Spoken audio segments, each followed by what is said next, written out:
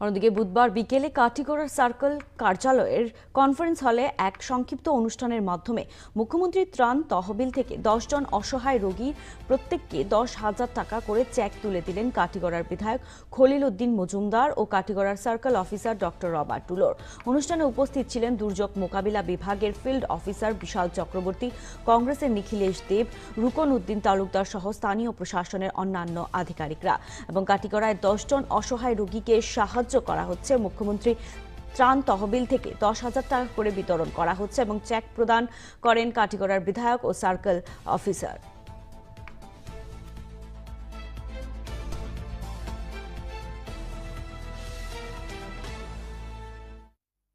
आज check distribution हुआ।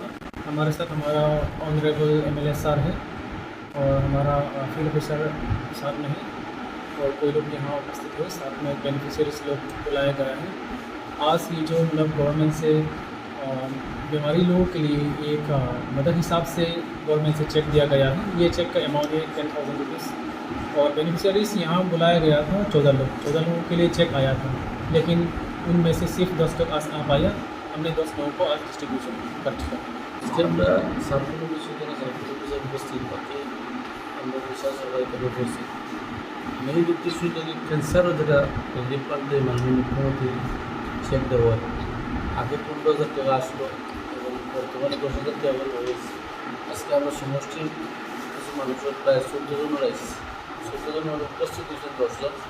পরবর্তী সার্কুল অফিসের চেকটা থাকবে, পরবর্তী যারা আসবে তারা আজকে তাই বললে দায়িত্ব আছেন আগামীকাল যারা আসবে তাদের সিপিও সার্কুল দিতে দিব এবং আমরা আগেও যে দাবি করছিলাম যে চেকটার অ্যামাউন্টটা বাড়াই দেওয়া যায়।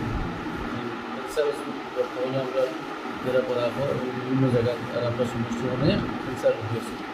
আজকে ১০,০০০ টাকা যেটা পাইছি তারা আমরা স্বাস্থ্য কাজে লাগাতে পারি এবং আমরা আরও কিছু মানুষের জমা দেবো প্রত্যেক মাসে সিভিলে কিছু করা হয় এবং এটা রিলিফ ফান্ডে একটা পয়সা দেবো হয় এবং আমরা আশা করি আর যে আগামী যে আমরা সমষ্টির কিছু মানুষে অনেক আমরা কাছে অ্যাপ্লাই করা আছে, বাকিটাও আশাবাদী আমরা পরবর্তী আইব।